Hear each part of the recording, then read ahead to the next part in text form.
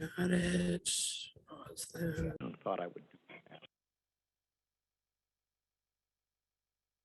Anyway, this is the point in the month where we'd like to kind of review for you the past legal services that we've done. And this is again through the end of May that appeared on the June invoices. There were some general issues, both in terms of some transitions with the city treasurer that often causes a couple of worked with Michael on summarizing some statutory duties. A couple of HR questions, everything from the employee use of email to working with my colleague and my core policy that later. But a lot of the time was spent, not surprisingly, on regulatory issues. Not only monitoring the EPA actions on PFAS, but internally we are looking at PFAS survey and pretreatment strategies, some issues associated with that. We had our meeting with a follow-up meeting with DNR on Badger Mill Creek. We also finished internally our white paper that we're doing on I&I issues as it relates to sewer laterals. We put together a paper that basically describes both for this wastewater utility, what are the statutory authorities and limitations on regulating sewer laterals to help get at I&I? What are some resources that you might use other than regulatory resources to address some issues? So we hope to have that to you. So the good news from our standpoint is this is the first month we've actually been within budget. I'm very excited about that. And it's been a busy year. Okay. Thank you, Paul. Any questions? Okay, hearing none, we'll move on to future meeting schedule. That's in the packet. Tom, can I say one thing? Go ahead. On the legal, and this is probably for Paul as well, if not more. So I was at the League of Wisconsin Municipal Attorneys Institute. League of Wisconsin Municipalities Municipal Attorneys Institute. It was last week, I think, or who knows in my life anymore. There you go. That's when it was. I was, and I had to bug out. Sorry about that. But one of the presentations was an update on legislation and administrative rules, and it was well done. The league has someone that used to work at that's now doing going to be doing their legislative work with Kurt Watinsky, retired, and she was an outstanding speaker and talked a lot about PFAS, and it was interesting because her conversation centered around for the municipalities and their attorneys, centered around water utilities, all about water, all about drinking water, and what they were having to deal with, and blah, blah, blah, blah, blah, constantly about that. And the old county attorney raised his hand. You know, I think that sewer utilities and the sewer entities that are here need to know about this as well, because it's affecting us with an inflow that we can't always control. And she kind of cocked her head and she goes, "Oh yeah." And so I just thought that was interesting that there seems to be this focus, at least at the municipality aspect, drinking water, not wastewater. And you know, we talk about one water and how everything is tied together. I might have mentioned that too. I was trying to be, good MMSD commissioner while I was there. Yes, thank you. Anyway, I wanted to point that out to people so that it's being talked about, but it was interesting that at that conference it was talked about mainly from drinking water and not wastewater, and it'd be working with as an attorney that's in that field trying to get some. I guess the one thing I would say in that regard, just as an aside, is that I think the path forward for municipal wastewater on PFAS is much better result of several factors, but I think we're in better shape.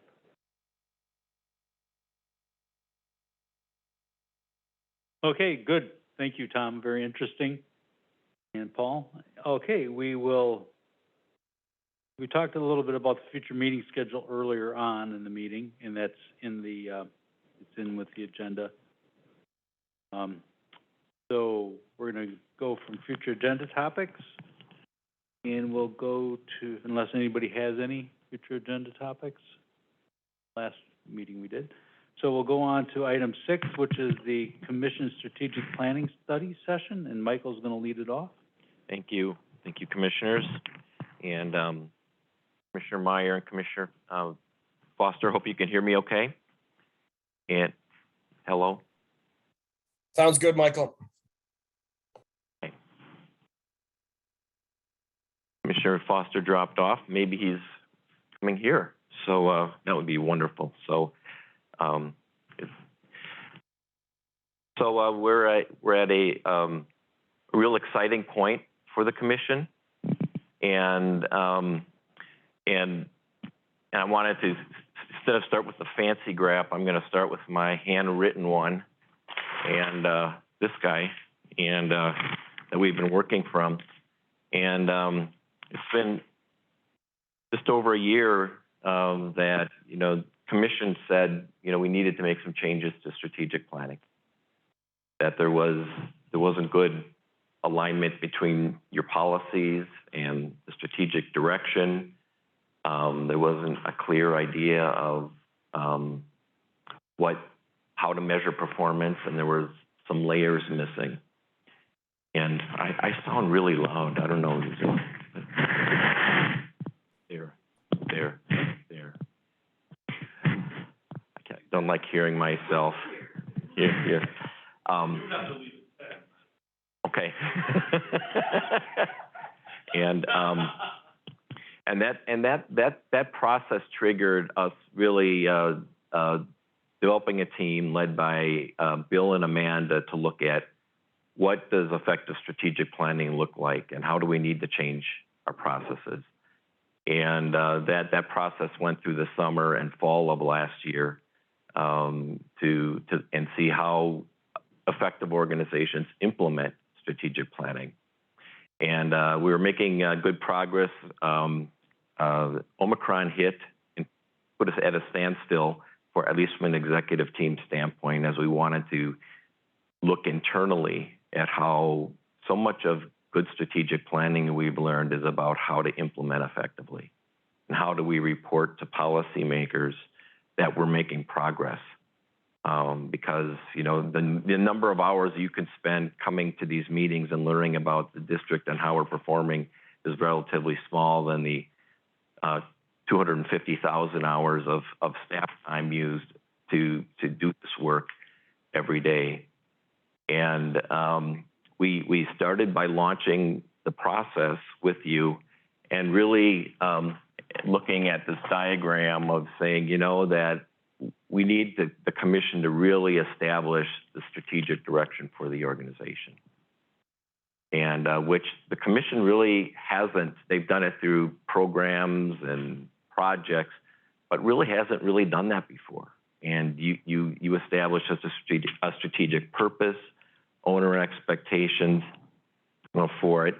And the executive team has also spent a considerable amount of time looking internally about how do we deliver on this promise of our permit, our performance, and identified performance areas that we believe we have to perform at really well. And we're going to need a lot of commission support on this, because I think some resources, some of the items are going to take resources, and it's going to require the organization to adapt, do things differently. And we're going to need your support as managers as we try to do that.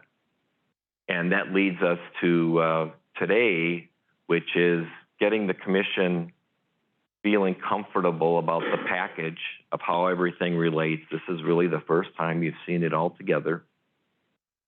And then to focus on what items do you want to focus on as staff for 2023 for the budget. We are way ahead of last year in terms of looking at these priorities. We used to call them, initiatives and priorities. We're calling them focus items because these tend to be longer term, a focus for management and for the commission. Attachment 3 outlines everything that's currently on the district's plate. One thing we as the executive team have been mindful of, and I know the commission has as well, is about our capacity and workload to get things done. And so we try to organize the focus items in 3 tiers. One tier is the items that will be coming to you for policy direction. Some of these could be as later in 2022. Most of them will be in 2023. There shouldn't be too many surprises on that list at this point. And then the next layer are the areas where the executive team really wants to focus on organizational improvement. And we've identified 5 items and that we want to focus on and give executive attention to in the next. These will not be one-year initiatives. They'll be longer-term initiatives. And the conversation we will want to have with the commission, that won't happen today, but it will be a next step after you're comfortable with all of this, is how do we report our success at the performance areas? How will you monitor our performance? How do we report it? And that'll be a really important next step, but we won't be doing that today. We need to really define the what, the direction and the focus items. So it allows me to work with the team, the executive team, to prepare a budget for you that addresses those things. So that's what we want to accomplish today. Prove this, or at least support this conceptually. And then this being the strategic purpose, expectations, and performance areas.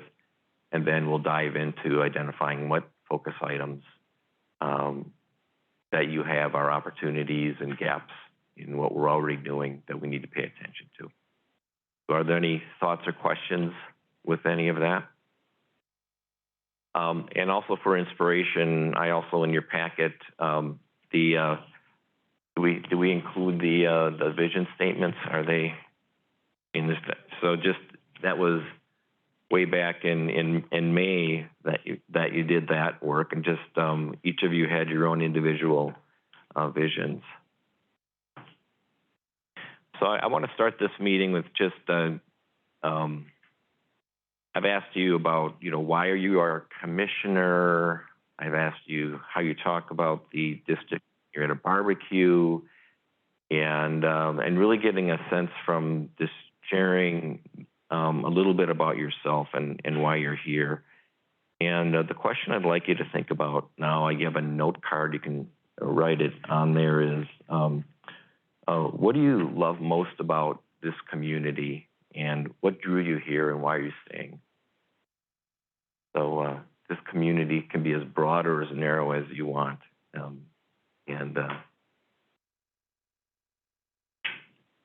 The Madison community.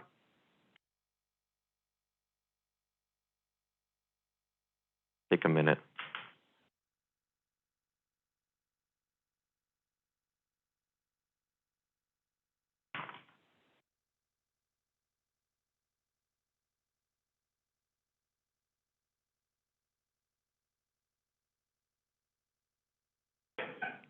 What do you love most about this community, and what first drew you here, and what has encouraged you to stay?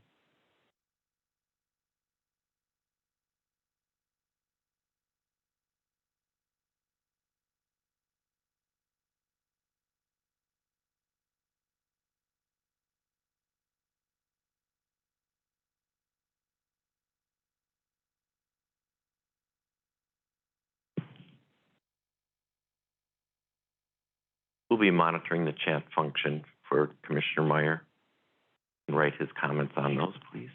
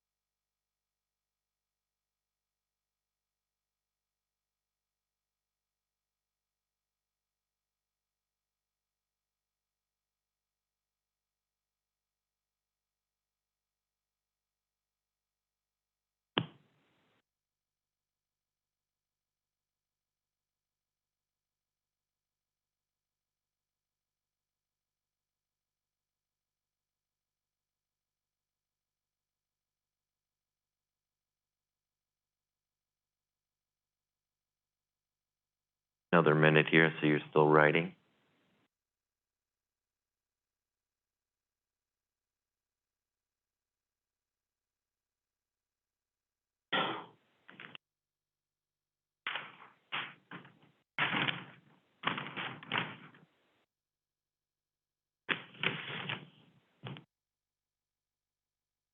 Okay, who'd like to lead us off?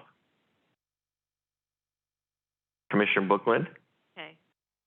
For me, Madison is open-minded, cares about the environment, lakes, the bike paths, the parks, trees and stuff, planting the trees, all of that. It's becoming more diverse, and I think that's a really good thing. And it's a great place for families. The free zoo, farmers market, concert fair, all of that. So Thank you. I could go on, but that's on top of the list. Has everything. I'll go. Well, I grew up here in Wanakee, actually, full 6 miles north of Lake Mendota, and lived in Madison since 1984.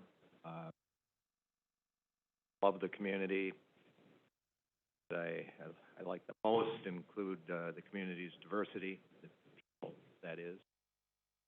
Downtown campus, the lakes, the progressive community, which love compared to other places that I've lived that were, there's just a lot of things to do. And I'm probably not going to leave.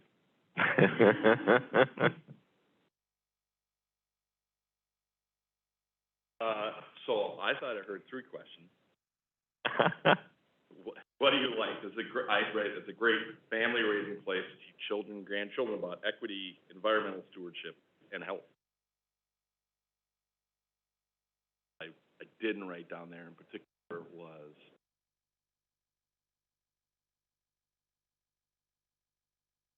bricks, since I am apparently now from.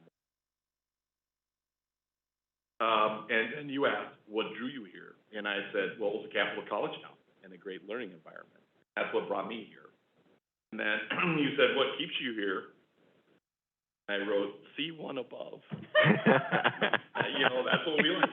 And I wrote down this little note that my family staying here is evident. Great, amazing place. I can perfectly transition from that because I was brought here by my family. I stay here because of my family being here. And really, I mean, that's it. Like, that's the top line. And then also all the kind of natural resources and active lifestyle that make it a nice place to live. But for me, it's all about family. I said, the lakes, the environment, it's very beautiful, great to live if you.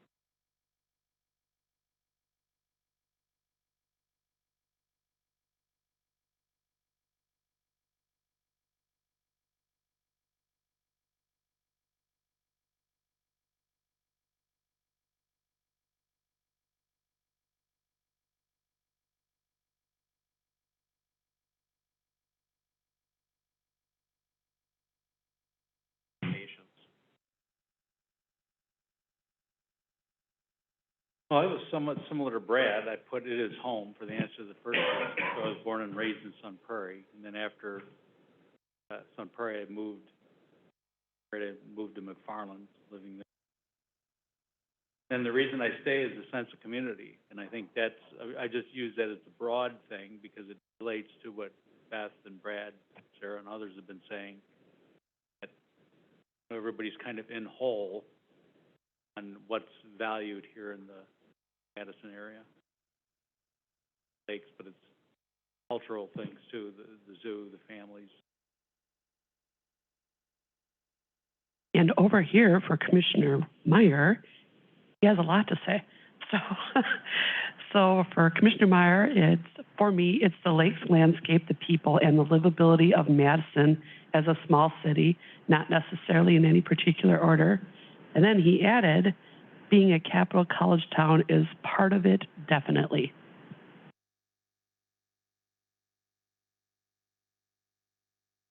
Wonderful.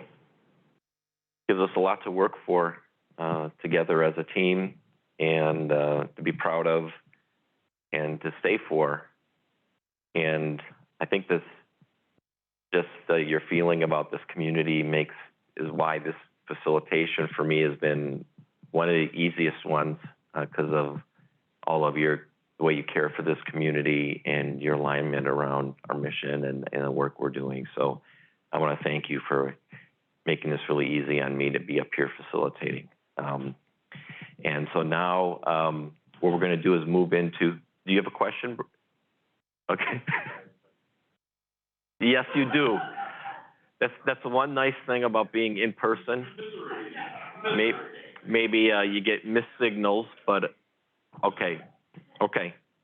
Well, good. So up here we have, which is the one pager of summary of the strategic purpose of, while you can't read it so well on the screen, you do have a printout of describing the purpose,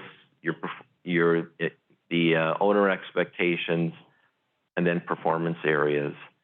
And so this is a time I'd like to pause to see if there's some additional discussion or clarification that needs to be on this. Think about this in terms of next steps, and that the purpose and expectations we will circle back and be included in your policy book at some point as a policy of the district. And so that'll be a next step here for you, and then those performance areas will continue to report to you. So I'll pause there and let's have some discussion on whatever you'd like to jump in. I have a couple questions. When I'm thinking about, so on your take chart, Michael, you have performance areas and commission priorities being together and longer term. And then owner but right, that's not on this sheet. So I guess I'm trying to figure out this ongoing balance of what is commission work, what is staff work, where are those accountabilities going to lie, kind of moving to that reporting and monitoring. But also, when you're saying these are going to become our policies, what of these, what do you mean by that becomes our? Well, the strategic purpose and the owner expectations will replace the outcomes in the policy book. There's a global outcome, and so those will go away, and these will replace them. That's helpful. And so then the performance areas affect staff, commission, everybody, but then these layers of implementation effectively in the focus items is how we break down, the work. The day-to-day management sort of stuff. Okay, thanks. That's just orienting.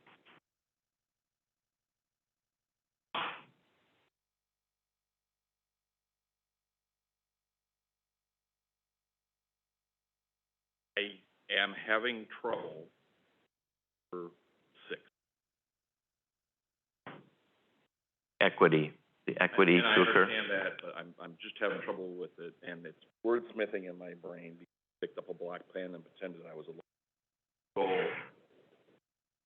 so it's a little bit different than how the others are set up. The district is to do this, the district is to be that, and this one just maybe that's it, or should it be full, or maybe it's okay. I'm just raising it.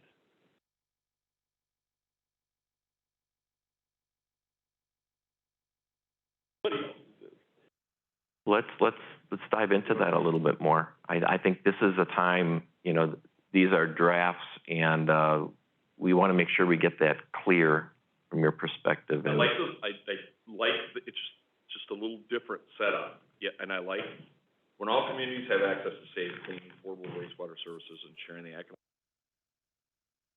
of water systems. I just set up different than the other part of it, and I have this.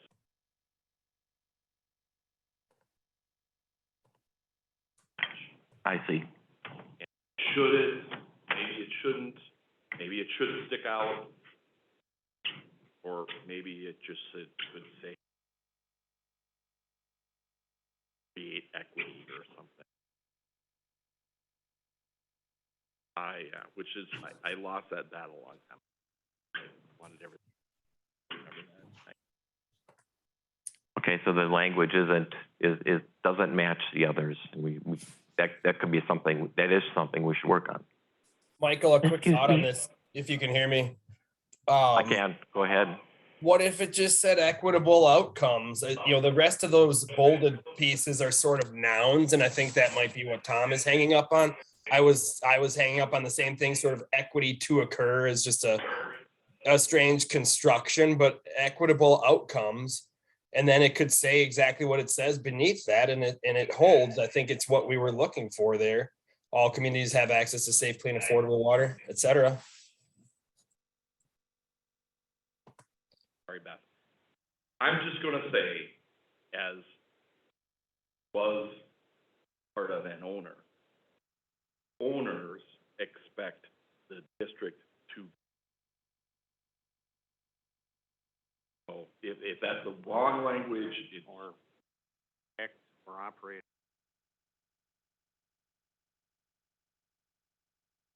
So I'm struggling with the differences between 5 and 6. Because number 5 says the owners expect the district to be collaborative, fair, equitable, and responsive. And then number 6 goes in to say, talk about equity. So do we really need a number 6? Or, because I'm struggling with what's the difference between the two of them. I think Paul had wrote something and showed it to me, and I would rather have him say it, because then we got to deal with his mask, which I think.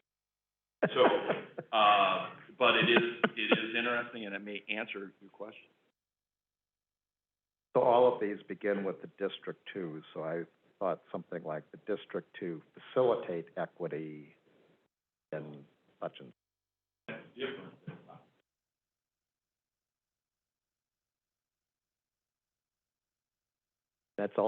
It also keeps in a parallel form an actor. In 1 through 5, you have, if not active voice, an actor, the district to do something. Say the district to do what with respect to equity? Facilitate equity or what? Let's circle back on, go ahead. I was gonna say that it could say owners expect the district to promote equity. Then you go in to say to assure all communities have access to safe, clean, and complete it. So you just change when all to assure.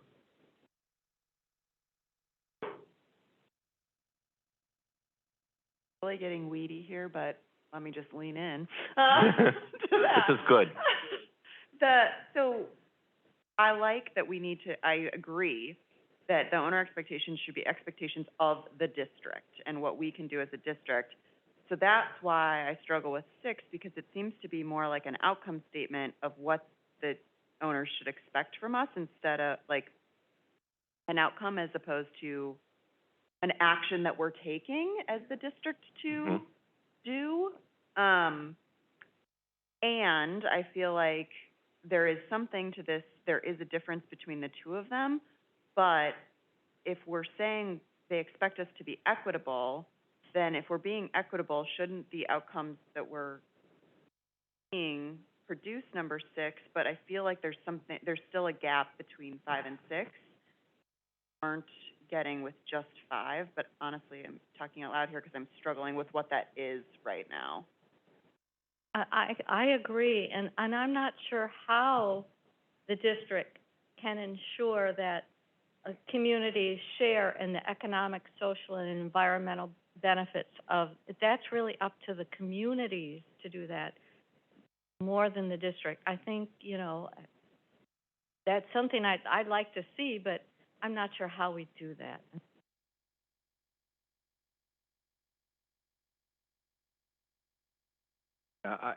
When I first read this, I also had a problem with number 6. I couldn't really This has helped me define what it is. I was concerned about the second half of number 6. I didn't know that really we had control over all of the water systems, wastewater. More specific to wastewater, if we had left the second half of that statement in, it would come out and it better. I would be, based on the discussion, okay with changing it to something like the district to promote equity, follow it with the first half of that statement. So I'll just, it's nice and symmetric the way it is. Besides the owner expects, so I would hate to lose clarity, but that's just permanent ancestry. So. okay, so let me just summarize where we are. Go ahead, Commissioner Eskridge. Sorry, one more thing. So the other challenge I just want to point out is that if the owners expect us to protect public health, welfare, and the environment, that also, to me, leads to the outcomes around 6, because protecting public health, welfare, and the environment means doing what we can to ensure access to safe, clean, and affordable water services and share in the benefits, socially, environmentally. So that's another thing. Like, I appreciate that we're trying to be maybe more specific in 6, but I guess I'm talking myself into the fact that maybe we just have those things captured elsewhere in more general statements. So what I see is do we keep 6 or not keep 6? On the one hand, keep 6 makes it nice and balanced, but on the other hand, having 6 is essentially repetitive, redundant to other aspects. And then if we do keep 6, we would keep it, change the introductory wording that the district promote equity, and then get rid of everything after the semicolon, right?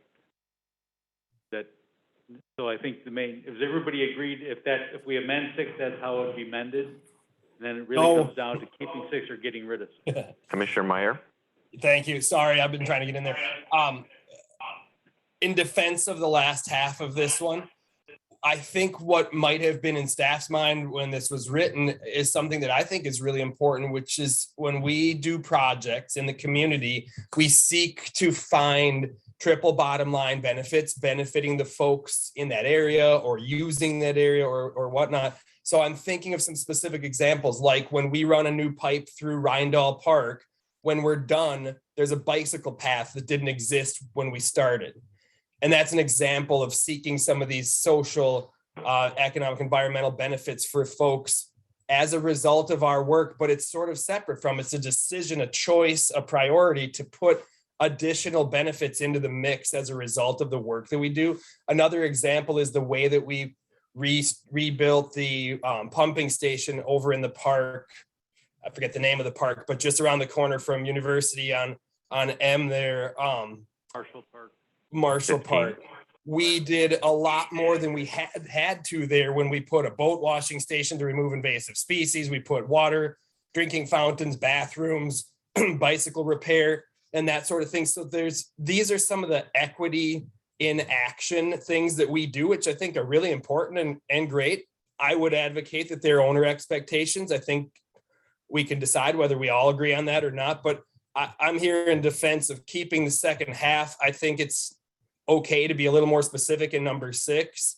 I like the tweaks around promote at the beginning and just making it flow with the rest of the 5 in a more consistent way, but let's not get rid of it. Thank you. Thank you, Commissioner. I have Commissioner Wilson raising his hand. Okay, so in kind of listening to what people are saying, there's sort of this, isn't this covered by number 5? Because we're saying owners expect the district to be equitable, and now 6 is saying we expect why can't this last equity statement be a performance standard, help us measure number 5? So we yanked number 6 out of there, but we don't have in our performance area a single statement about diversity, equity, or inclusion. So one in the performance area, and it seems like why not? Why wouldn't we? If the owners are going to expect us to be equitable, then it seems like we should do that. And you know, I love everything that we just heard from Ezra, but that's not what I was thinking about creating equity. I was thinking about neighborhoods on the north and south side that maybe don't get the attention in the sewer services and our services that we provide that need to. I was thinking of diversity that we have here, and again, you know, him when he was on the commission and what he always say to us, there needed to be more than one of him here, as he would, that looks like him. So these are things that I think need to be mentioned. I don't need to know that we need to repeat them. I know why we did that, but it seems like it should become a performance area, and it could be very similar to what's said there. Just something that we are going to say as a group that we are going to. Okay. My long statement. Struggling with equity in 5 and 6, and option is to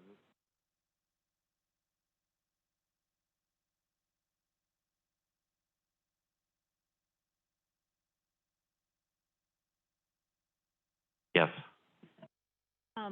Commissioner Wilson, just in response to, I think, you know, if we want to add a performance area about equity, that is, we can absolutely do that.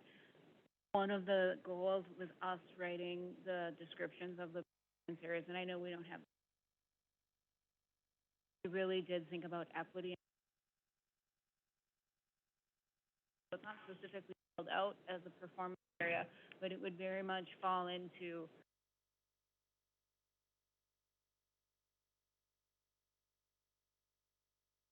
as we think about like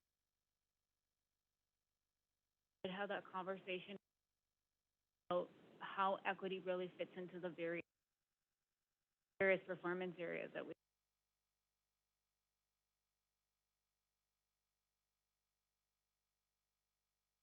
Going to have to help you.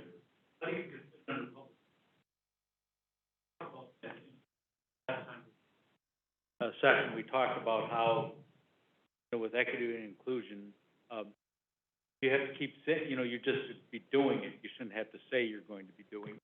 Right. And that should just be part of your normal workflow and obligations. So that's why I think it falls under public trust. That's kind of my opinion, but we did. We have to say it. We have to say it out loud. Mm-hmm. And I, you know, I didn't mean to interrupt. But it just seems like I don't know why we can't have another performance team. There is But that's just, well, again, that's me. I would go along with whatever the group wants, rather than have this statement here at number 6. Let's have it as something we're going to measure, that we're going to look. I think that's why it's good to see the whole package together. And it's really important for us as staff to know what's really important to you. And if this is at a high level of importance, then we should define it as a performance area. That if you're going to take it out of the owner expectation and move it into a performance area.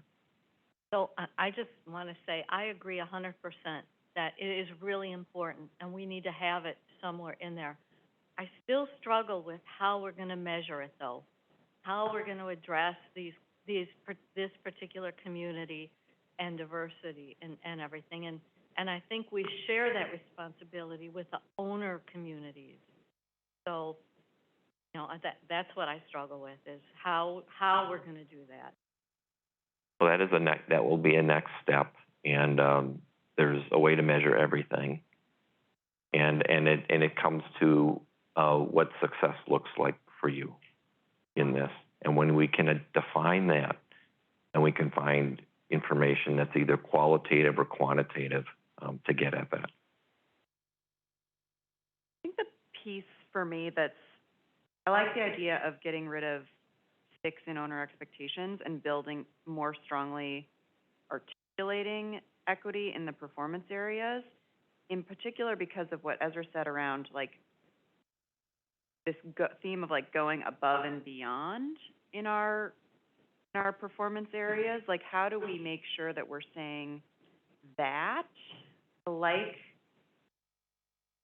like the way some of this is phrased, right? And how we are going to try to do what we can to ensure that the community is actually sharing, the whole community is actually sharing in the economic, social, and environmental benefits. But I think maybe, like, we can articulate it a little bit more strongly in each of the performance areas as they exist, not lose the importance of writing it down so that we are held accountable. Okay, so we try to we've got a number of different proposals on the table. One was to get rid of item 6, one was to amend item 6, and then the other is to essentially get rid of item 6 but move it down to a performance area. So can I get a sense of what, let's begin at the back end of the 3 I just mentioned. So how many agree with removing item 6 and moving it to a performance area? Tom, I'd rather not. I'd rather keep number 6, but if there's a consensus that we move that direction, I can live with it because we've got that mention of equitable in number 5. Regardless, I think spelling out equity, diversity, inclusion, some of those sorts of things in performance areas is critically important. It's missing from down there, and we need to change that before we're done, whichever way we mess with owner expectations. Thank you.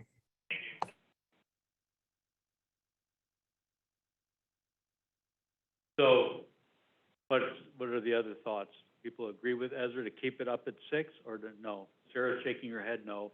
Let's just, I don't want to be having people discuss, I want it kind of because that can change people's ideas, right?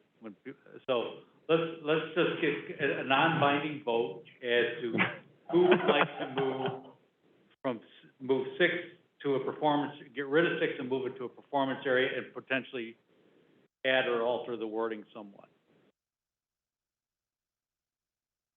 Therefore, I'm just saying to commissioners, there's 4 commissioners who raised their hand on that one. Ken, Tom, Sarah, Beth, and he had partway up and 4.5. Yep. So why don't we work on that? I think we had 5.5 votes. So we will move it into a Performance area? Yes, Bill, go ahead. So this is Bill. My role here is to be an advocate for effectiveness. When I give Michael about giving lectures, I'm going to give a lecture here. Amanda started this lecture. The job of a performance area, it's not a junk drawer. It has a function in strategic. Articulate as clearly as possible what actually has to be accomplished in order for the organization to succeed. All of the performance areas that we currently have, developed after a lot of thought and discussion, have that character to them. I'm hearing you propose to do is to take something somehow very important, but not important enough to be at the commission level. No one can articulate. Park it somewhere. Send it to us. Very helpful. Yet the clarity and quality of the statement high enough on par with the other performance. Go ahead, you were first. I want us to get rid of 6, but I don't want us to create a new performance area with 6. I want us to improve the existing performance areas in their articulation of how we do those in an equitable way, thinking specifically about equity as our role in promoting diversity, equity, inclusion in our work here, which I see it very well articulated, I will say, in workforce development, but in the broader community and the way in which we do our work in some of the other areas. So that's the gap that I think we should be solving by moving 6 down. And I would also say, in response to your point, Bill, the value of us keeping equitable in owner expectations under 5 is that it is still in that way, a commission priority. So Sarah, what I'm hearing you say is equity does not become an 8th performance area. Rather, it's built into public trust and workforce development and potentially any of the others. So could we, well, that's my point, is that you shouldn't have to be always saying it. It should just be part of what you normally do. Say it and all. Okay. So. And that can be done. Do we have agreement on that point? I like that idea. So it does not become a 8th performance area. Rather, the ideas of 6 under owner's expectations are built in to the performance area. Do we hear anybody in opposition to that? I hear some thinking going on. Yep. It would be a compromise for me, but you know what, I think I've made my point, and Bill, thanks for the speech, but I think I'm going to say I still think that it would be an important performance area, maybe some kind of rule book that you're following and you're trying to have us follow. I don't know why that can't be a performance area that's said out loud that we can follow up with standards to measure. Jim Martin said, look around the room. That was one of his performance standards for DEI. So I just saying, yes, and we can include it in all of these different items. Way to handle it. If I can chime in, I agree with Tom. I mean, I heard your point loud and clear, Bill, and I think it's not a shortcoming of the theme of equity. It's a shortcoming of efforts to do something about equity, that they don't feel measurable, concrete, tangible. And that's our challenge to overcome, right? All of us collectively in society and us as the district. Let's not make the mistake, though, of attributing that shortcoming in the wrong place, please. I think there's 2 ways forward. I'm with Tom. Okay, if we don't want to make it a 7th performance area, maybe, but then Sarah's concept of baking it into sort of as many of those 7 performance areas as it makes sense. Okay. I would challenge us to put it in there as a performance area myself if I was the only one making the decision. But again, you've heard my 2 cents now. Okay, thank you. And one thing, go ahead, Attorney Kent.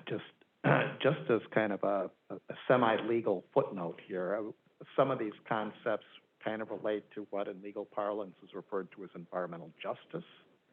And it's not just DEI in a workforce sense. It's how do decisions impact underserved communities, minority communities. And so kind of a concrete example that might help the discussion is, let's say we develop a policy to incentivize homeowners to repair their sewer laterals. How do we do that in a way that recognizes the different economic abilities of low-income communities? So how do we think about that as we develop, whether it's a regulatory program or that type? There's the League of Municipalities, Wisconsin League of Municipalities, new issue just came out this month, and the focus is finance and budget, and this whole idea of environmental equity and budgeting. There's a really great article on this topic that we're talking about, that how do you direct your resources in a manner that is inclusive of all those who receive it. So a really good article there. I think we've heard you on the importance here. I think we have to underscore when we get into the monitoring piece, which will be the next chunk of work for the commission, is that's where we can get more specific on what success looks like and what we'll be reporting. And Well, I think I like trying to find a way to save the language. Performance areas, if we're aiming to move this to the performance areas, I think it would be difficult to repeat the concept under each of the.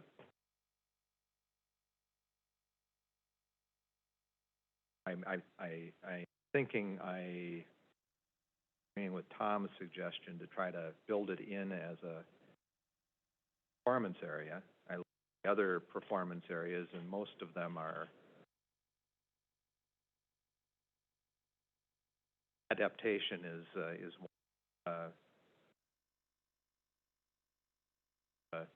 about as difficult to measure as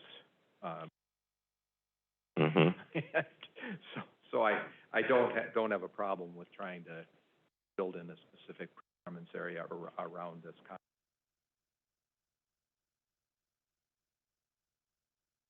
statement by itself. I feel like this needs to be part of our DNA, and it needs to be like a fundamental that we build into every one of these performance areas, and something that we always keep in mind. So whether we have it as a separate one, if we decide to do that, but I also think that it also needs to be built into all of these others, and I don't want to lose that. So I'm struggling with where to put this because I don't think it needs to be part of our DNA, fundamentally what we do. And yeah, and having said that, I think the best way to accomplish that is to leave it where it is. And raise it up one level rather than trying to build it into each and performance areas. Already voted 5.5, whatever. But I don't think it has to be an either or. It could be a both and. So I think we could have it separate one if we choose to do that. But I also think that it needs to be built into each one. Well, if we look at this as your cake, and then ideas here should be built into the performance areas, right? Right. So everything flows down, so to speak, from the one main, the pinnacle of the strategic purpose flows down. And so we could, we're kind of back where we were, square one, but we could change 6 to be more what Paul has suggested, environmental or justice, and then so that the district is to promote environmental justice, and then all communities have access. Of course, that gets to the issue of do we keep the part after the semicolon or not keep it? We're divided on that. So that's one of the options. And then you're keeping it up in an owner's expectation, then it should be built in performance areas. So, yeah, environmental justice to me is very similar to equitable. That's why I was leaning to just getting rid of 6, because it seems to me that it's basically, like Sarah said, it's 1 and 5, redundant. And as we work on these things, we should be tightening it up and keeping it simple and understandable, and trying to minimize varied interpretations of it. And I think one thing is that people are gonna look at this, and so, for example, I think a perfect example is the DNR, when they made us expand our sanitizing, or the disinfection, they did it because they knew we've always gone beyond. I don't think they would have done that to the city of Sun Prairie or some other community in Dane County, but they know that Madison Metropolitan Sewerage District always goes beyond, and they could expect them to do that. And so, and we accepted that, knowing that we have higher costs to bear, and it's gonna make our ability to maintain the system more difficult, but we accepted that. So my point is that people, they do look at this, and they look at the way we act and behave, and then that forms. And at some point, I bring that up because I'm saying, at some point, we may not be able to do what the DNR is gonna impose on us. You know what I mean? So, for example, maybe they're gonna say, oh, now we're gonna want you to go to 12-month disinfection. Maybe we just can't do that. And so, or it could be some completely other issue. But what I'm saying is that we have to be careful, or it could be on chlorides, you know, that we keep, you know, chlorides. We saw today how, because of the lack of dilution right now, we're inching up closer and closer. And if it's, you know, you get a lot of salt, you know, down in the winter, you know, we're affected by that, the bad winters. So I just want to bring that up because that's why I want to say it should be clear, concise, understandable, and minimize varied interpretation. So thank you. So go ahead, Commissioner Yeah, so Murphy. one of the earlier comments, somebody said, well, isn't 6 kind of covered under 5 when it says equitable is in 5? And to some extent, I think that that's true. Is covered in some ways under 5. One way to save the language but eliminate 6 would be to rewrite 5 to basically say that the district to be collaborative, fair, responsive, and equitable with all communities having access to safe, clean, and affordable, blah, blah, blah, blah, blah. So you were making an amendment to I'm just moving most of 6 to the end of 5 and just put the word equitable at the end of the phrase collaborative, fair, responsive, and equitable, semicolon, with all communities having access to clean, affordable wastewater services and sharing in the economic, social, and environmental benefits of wastewater or water systems.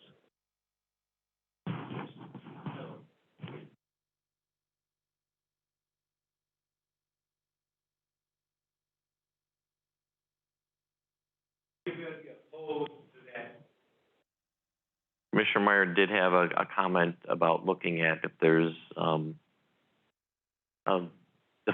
definitions out there that we could lean on and look at. And I don't know if Commissioner Meyer wants to speak to that, and how you feel about this language, and whether that's, at least for now, gets us in the direction we want to go. Yeah, sure, Michael, thank you. I just, shared in the chat the link to the EPA's webpage on environmental justice, where they define the term. And I've certainly, in the environmental realm, found that EPA definition to be one that lots of people sort of reference and turn to for a running definition of what environmental justice means. So that's there for us to lean on if we want to reference it in these documents, documentation of the strategic plan and that sort of thing. I think I personally didn't have a problem with there being 6 items when we reworded the 6th one to be consistent with the others, right? But if we're going a direction of consolidating down to 5, I think Brad's proposal works. So that's my sense of the latest proposal that's on the table. So is this President Hubble, go ahead. I was just going to say, I think that we have reached consensus on this point, that we'll go with Brad's proposal, removing 6 and working it into 5 as worded basically up on the board. Okay. I think that there was enough consensus of head shaking and everything, unless people feel there's a need to take a vote. I think that we essentially reached consensus on that. Can I Amanda? just clarify, are we adding the social, economic, environmental to the end of 5? That was Okay, I the just wanted Yeah, to confirm. okay. So looking,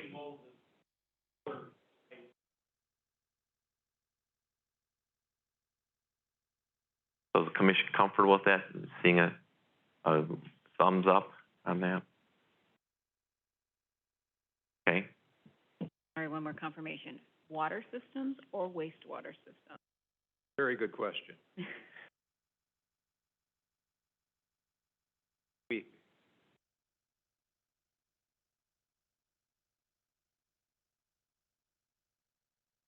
okay. All right.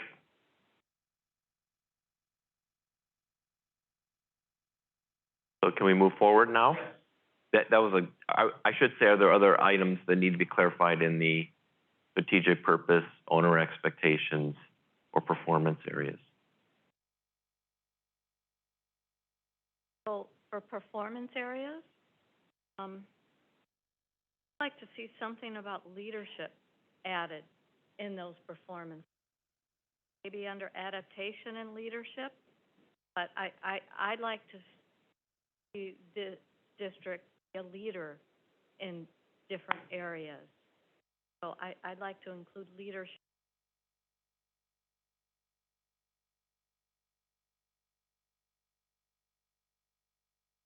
I think we have under the workforce development, the area of developing leadership. Does that go far enough? Or to be leader?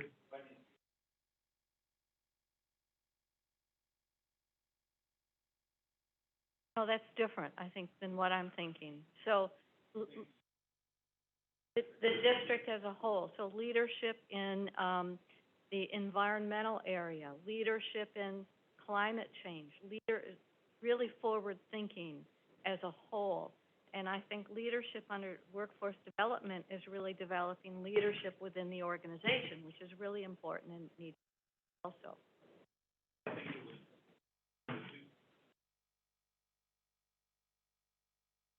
Strategic purpose, maybe.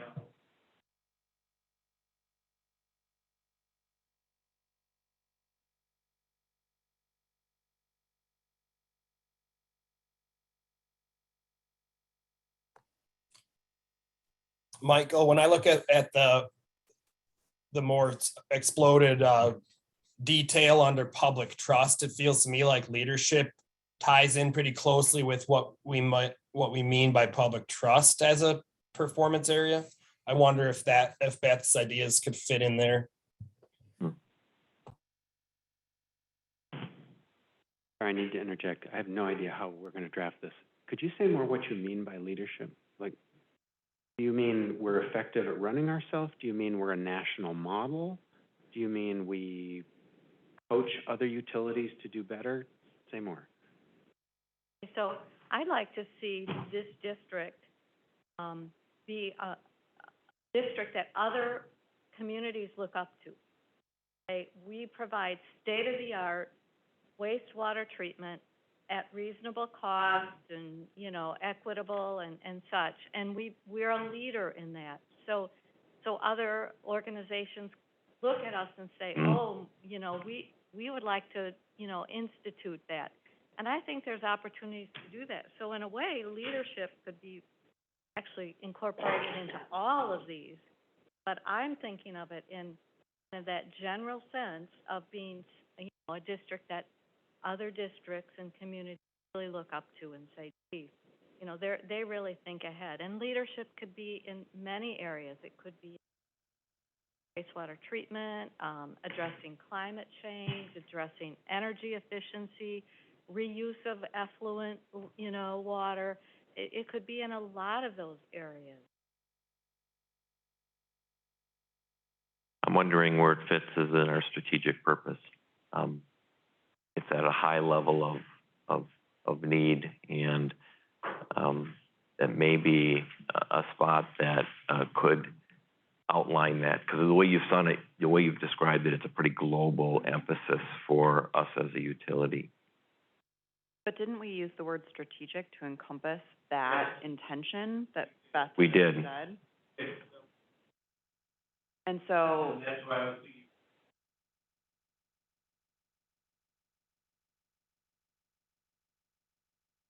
right, I think it's encompassed in the strategic purpose, it just needs to be articulated throughout the Right. execution of the cake.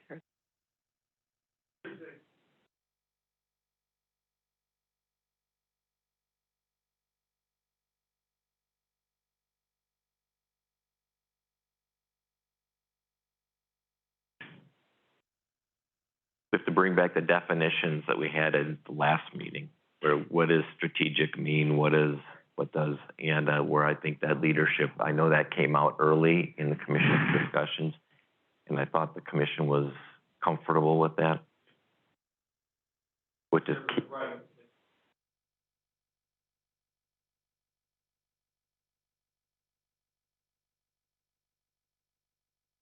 I think Ezra was going was virtual at that, and he was reading off the dictionary definition of strategic, if I remember right. So I think that. And I wouldn't want to lose Beth's point, though, that even though, yes, we include it by putting strategic into our strategic purpose phrase, that means that it needs to be incorporated throughout the performance areas to actually be executed on.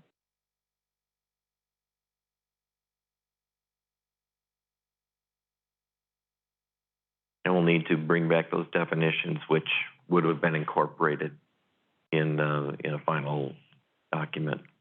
What does strategic mean? What does all those pieces? Commissioner Bookland, how are you feeling about that? Well, I'm thinking about that, and I think strategy execution, I agree. I think maybe that's a place for it. And if we could, strategy execution, leadership are struggle, because I think leadership is a stronger concept than strategy execution. That's what I'm.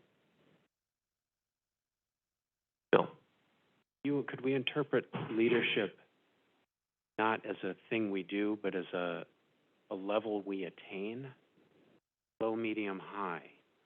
So it's not an activity, it's you want us to be really, really good at all this stuff.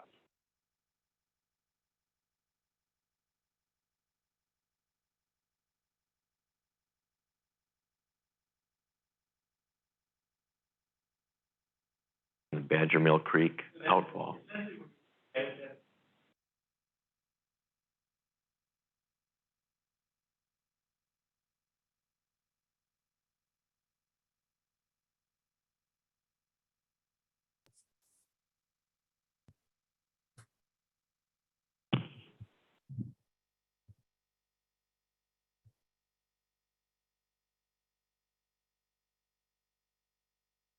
I'm looking at the commission. Commissioner Bookland, are you comfortable with that? If I could chime in, Michael, just Yeah, go ahead. I don't know. Sorry, thanks, Beth. I don't know where it would fit in here, but just to cite some examples for Bill, Amanda, as you're working to pull this document together, when we make the choice to put extra money on the table to work with the UW and help advance new techniques to do the work we do, that's the kind of leadership. At least that's what I think of when I hear what Beth is talking about. When we make the choice to lead the Ahara Winds effort and use a novel part of state policy to do watershed level work on phosphorus, we're demonstrating this kind of leadership that I think probably Beth is getting at. Certainly, it's what comes up to mind for me. There, I think, countless examples over 80 years where we've done this, where we figured out how to do biosolids before just about anybody else, a bunch of different things, and we continue to do it. So there are concrete examples. Where it fits into the plan, I don't know, but we don't have to stretch very far to think about examples of us doing this leadership thing. Yeah, so maybe we could just build it into number 3 and say resilient and sustainable and a leader in its operations and business practices. I'd be fine with that. Under owner expectations? Okay.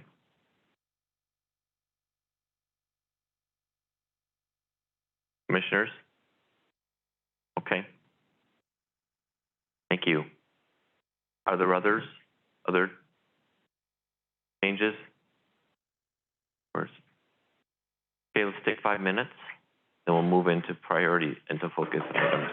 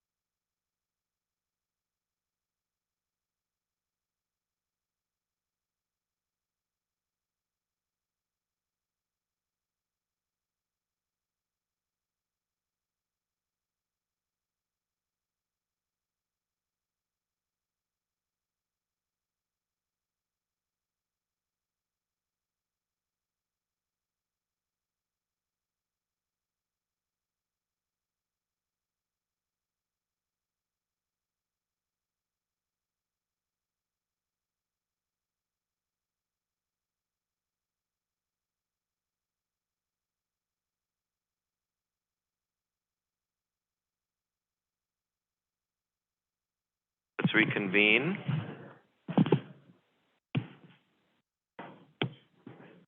Commissioner Meyer, you back with us?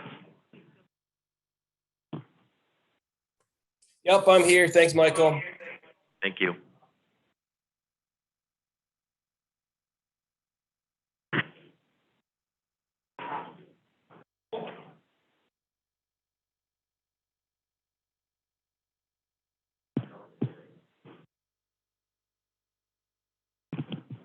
Okay, we'll get started.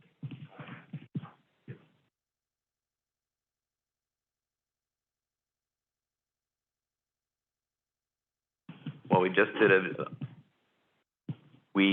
all of us, particularly the commission, did a wonderful job on identifying really the structure of your strategic plan. And of course, these things are always going to be modified. I mean, as we work them and find them, so that it'll be coming back to you for formal approval to incorporate in the policy book. We can have more discussions once we incorporate your guidance into the performance areas that you've outlined. Now we're going to get into the section of identifying focus items. So we're not using the word initiatives or priorities because there's a lot of organizational priorities. Approximately out of all the work that the district does, 75% of it isn't of the hours are just maintaining the work and the flow and treating wastewater. And about 25% of our organizational effort goes into these adaptive efforts at the commission level, at the executive team level, and at the department level, which are identified for you. And it's really important for you to be able to tell us, based on what's currently being pursued, our pursuits in terms of focus items, where you see opportunities and where you see gaps based on what you just developed in terms of the strategic direction. We need to hear that from you now, and that guidance will help us shape and scope that guidance into something that goes into the budget for next year. So that's how this whole thing flows. And it's great to be able to have this conversation in June, and that gives staff time to do any scoping.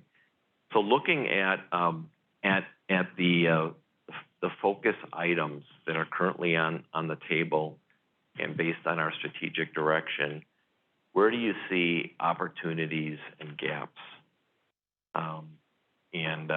What needs more attention?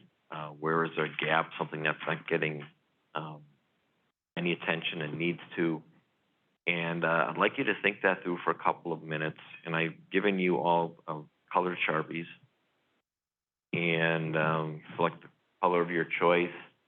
And when you're ready, I'd like you to just come up to the flip chart and just write your comment on the flip chart, not on a sticky note, but just however you want to do it. If you want to make a drawing, if you want to make a statement, a phrase, and begin to identify if there are any opportunities or gaps that we need to pay attention to. So let's take about 5 or more minutes to think that through. Are there any questions with the instructions given?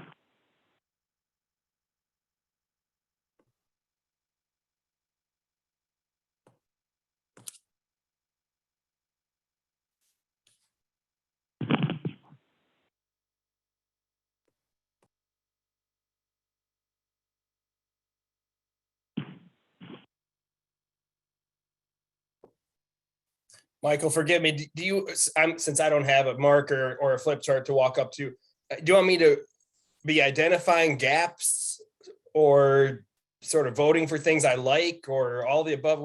I'm not sure I'm clear on the assignment. The assignment is the items in attachment 3 are things that are we've already committed to doing and are doing. So now the question is, are there, based on the strategic direction the commission has established, are there items that need more attention, that might be a gap, or there's an opportunity you see that, you know, in the leadership realm or some other area that we should be getting on our radar screen and focusing on more. And you can put in the chat what those opportunities and gaps are, and I or a member of the team here will write them on the flip charts. Okay, thank you.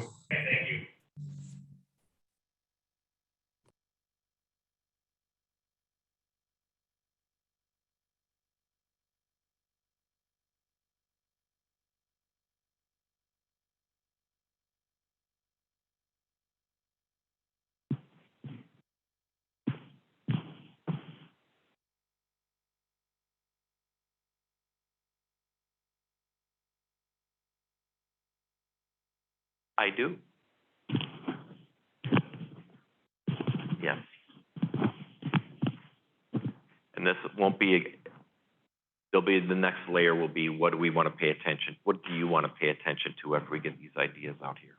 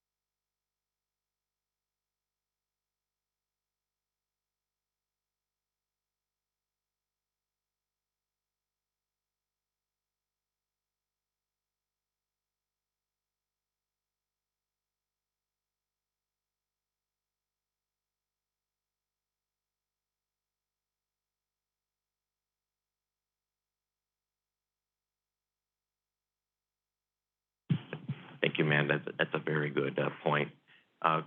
Commissioner Wilson's question is there are things in the in attachment 3 that there might be things missing that are very important, such as community outreach with our owner communities. And my response to Commissioner Wilson was the reason why it's not there is we believe we're performing at an adequate level in that area now, so it's not something we need to do more of or change. But if commissioners feel, for example, we need to be doing more to connect with owner communities, then put it up there so we know we have direction from you. Or if you see an opportunity in that area that we should be taking advantage of, put it up there. Now is the time. It really helps. Does that capture our discussion, Commissioner Wilson?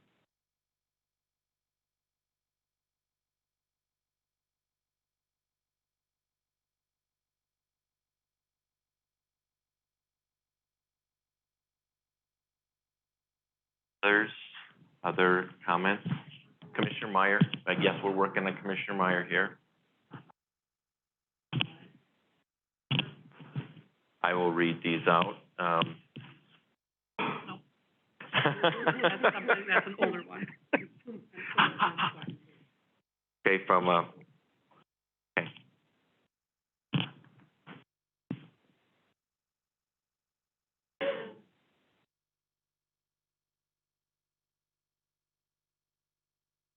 Okay.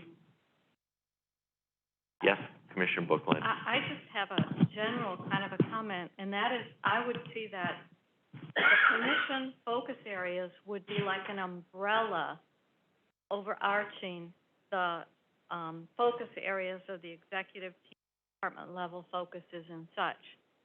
And so thinking about that, I see some of these areas in the commission that are probably narrower than they need to be, although they should be focus areas, but I think that they need to really reflect the other, the other focus areas. So I think as we go through that or kind of think about this structure, I think we need to make sure that the commission is focusing on areas that are included in the CED and the department level focus areas.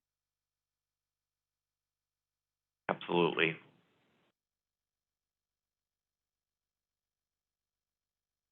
That will come in the form of accountabilities of reporting to the commission how we're doing in those areas. Because those are the commitments of work that's going to get done at various levels of the organization. As staff, I need to report to you on how we're doing in all of those areas. But it wouldn't be the commission's work of setting policy.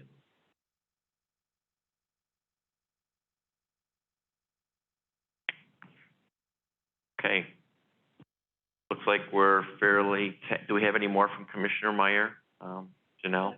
Okay, well, let's go up and read what you have put up here. Let's stand up, let's get the juices flowing here and,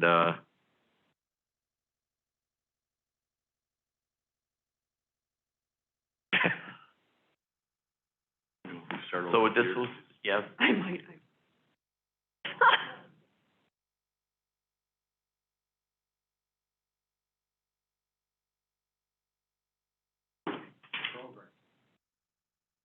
Commissioner Meyer, can you tell us about your the gap you've identified to expand on the energy plan and think strategically?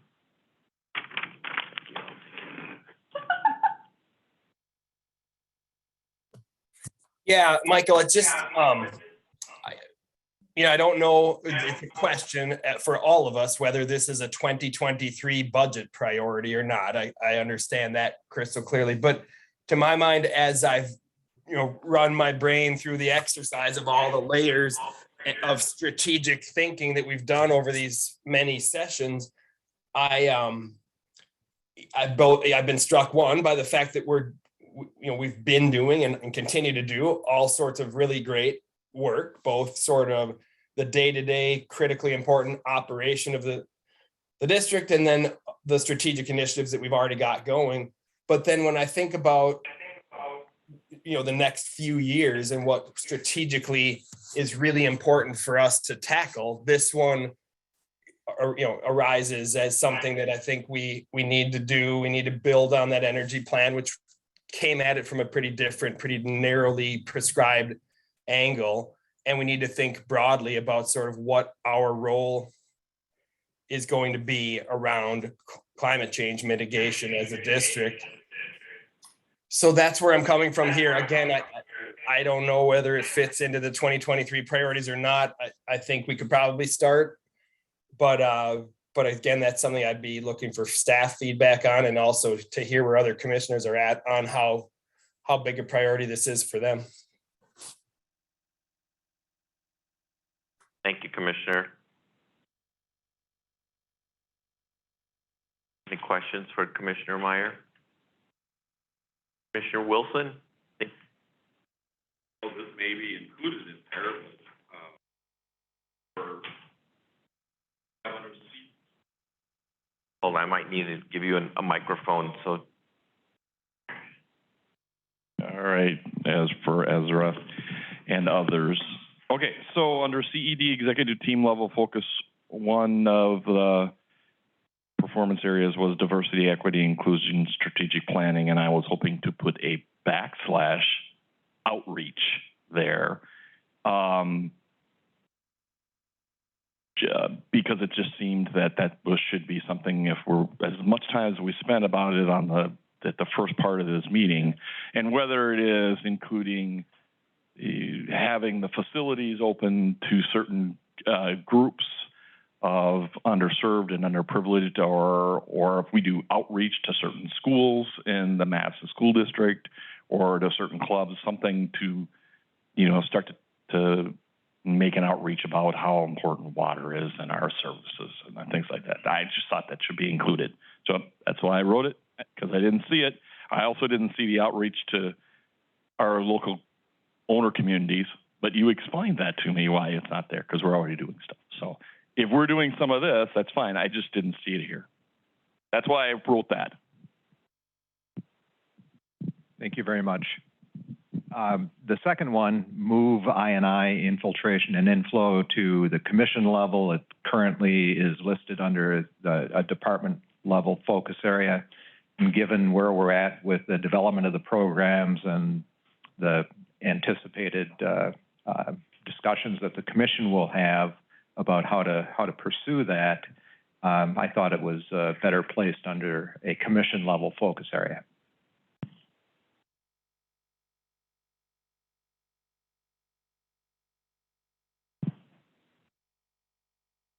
With the path forward, what would you think would be an area that the commission's going to be interested in directing more of, your perspective?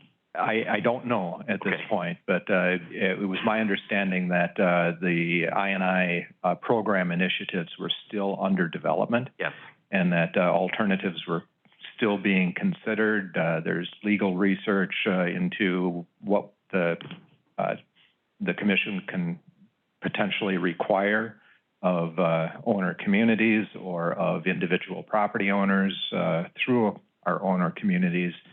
And I'm anticipating that we're going to be having some serious discussions about that. Okay. Can we deal with laterals, for example? Absolutely. Absolutely. Okay. I literally crossed out strategic planning in all of the areas where it says strategic planning because it gives me palpitations to think that we are still in the strategic planning stage of all of these items. Because the first time it says commission strategic planning, I think we're actually at the phase of commission policy book updates. Like, we're on implementation. We're going to approve the strategic plan, hopefully, in the next couple meetings. And then on the CED E-team focus, again, we've been doing all this work around DEI. There's been a committee. There's a survey that happens regularly. Why are we in the strategic planning stage of that? And maybe that can be explained. But then similarly, I think strategy execution of strategic plan and organization implementation, I actually think we're talking about reporting and monitoring of the strategic plan there. I hope that's what we're talking about. And then same, employee engagement. I hope we're further along than just doing a strategic plan around employee engagement because we're saying we're already working on the employee handbook revisions. I believe we've already been doing an engagement survey. Right. It just seems we're much further along than at a strategic planning stage. So more specifics on what that Strategic plan. instead of And just a just general. please, like, unless I'm the only one who gets nervous about the word strategic planning, but strategic planning to me feels like we're not doing anything yet, and I hope we are way beyond thinking about it, how we're going to do it, and actually into the phase of doing those That things. makes sense. Use the red. Helpful. And I don't know the best place to fit this in, but, we make a lot of decisions at the commission level with regards to CIP projects and things like that, that have a true effect on our rates for years to come.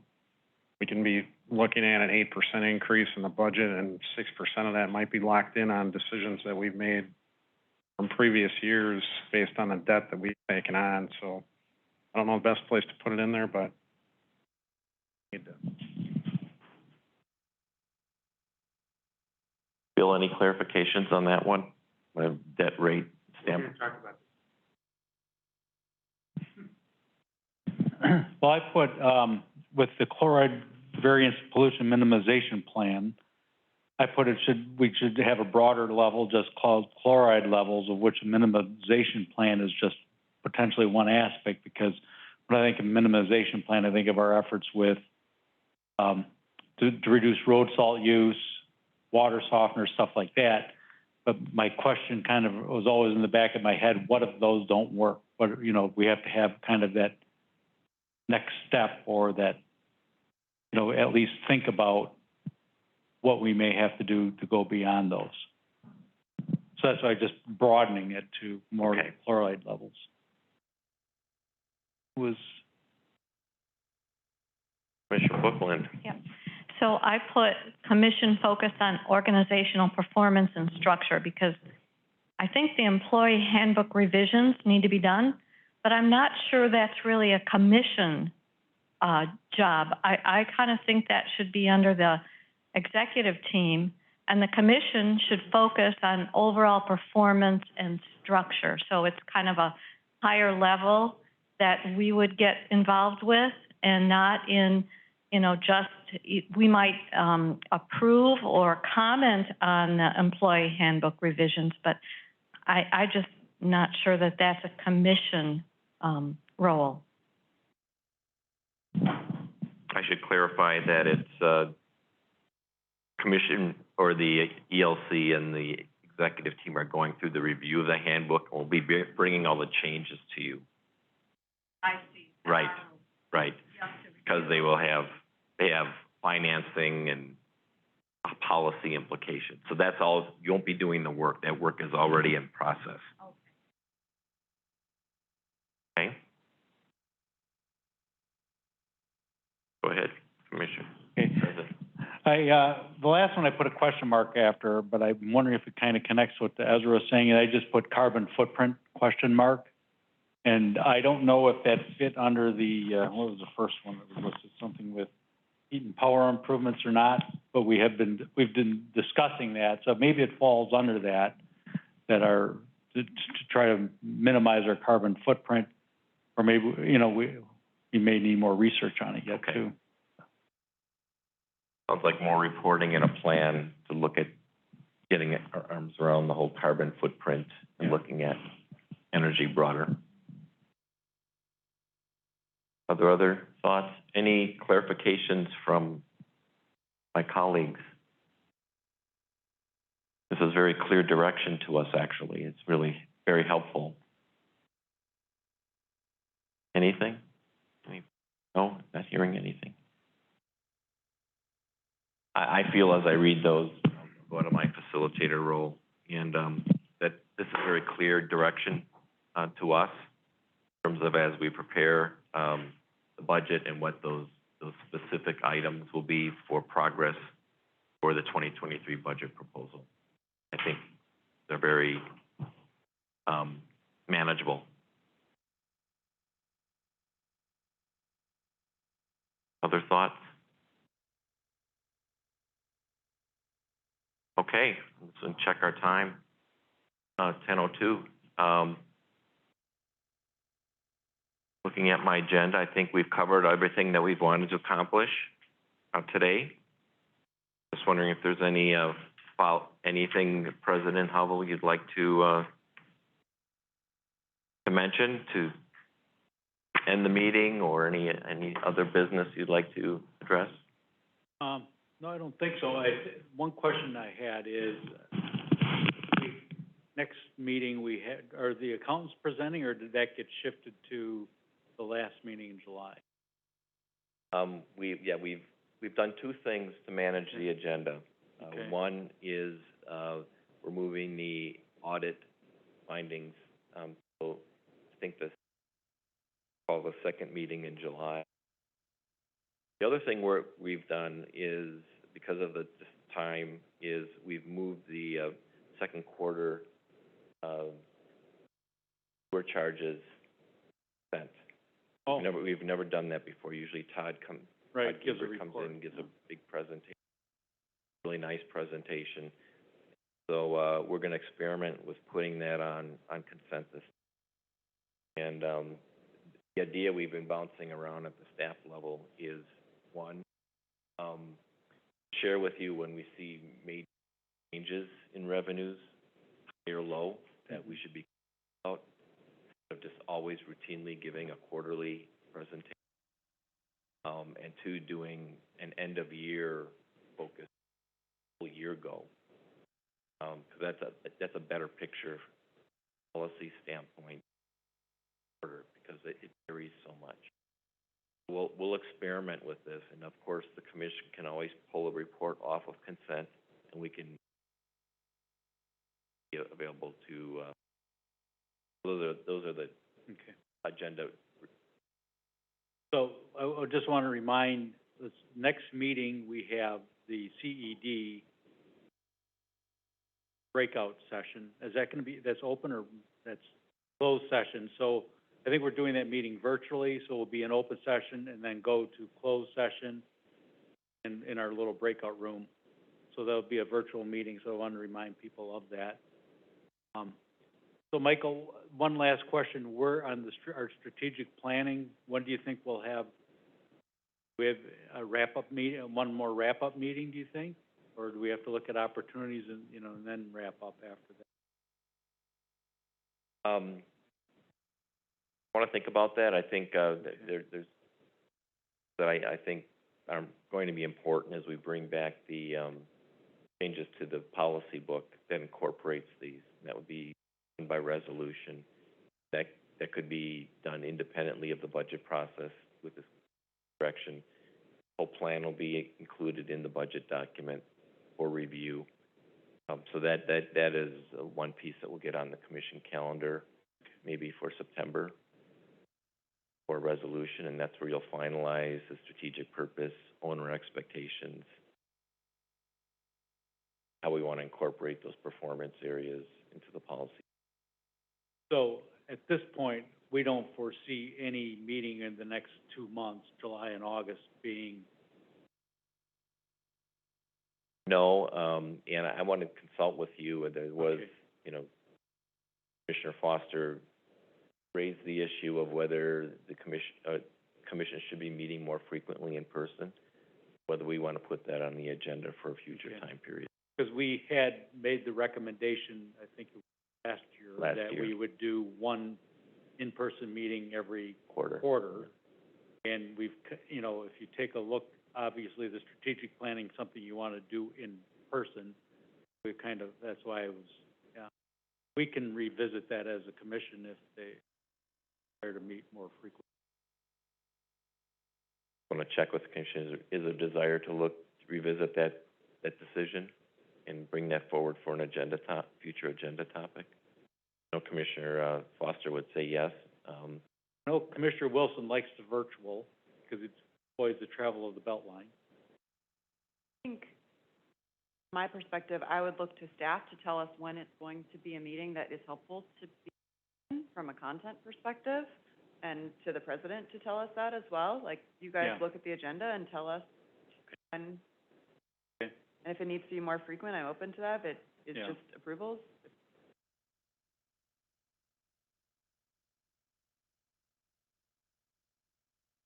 Okay, so we'll summarize that. Maybe let's summarize it in the minutes, that approach that, we'll defer looking at the agenda and what makes sense for an in-person meeting, and that President Hubble will that call, and President Hubble and I, we meet, after we go through the agenda together, and we discuss what's coming up and FaceTime on this.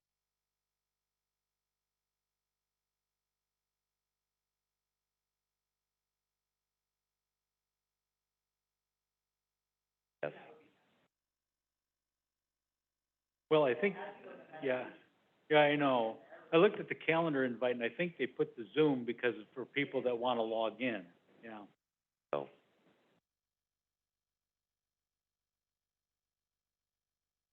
Hey. Okay. Well, thank you. Yep. Good work. Okay, then it takes us to other business and then adjournment. Do we have somebody that wants to move to adjourn? Motion by Commissioner Clark, second by Second. Commissioner Murphy. All those in favor say aye. Aye. Aye. Aye. Opposed, none. Okay, thank you, everybody. Good work today. Thanks, everyone. Take care.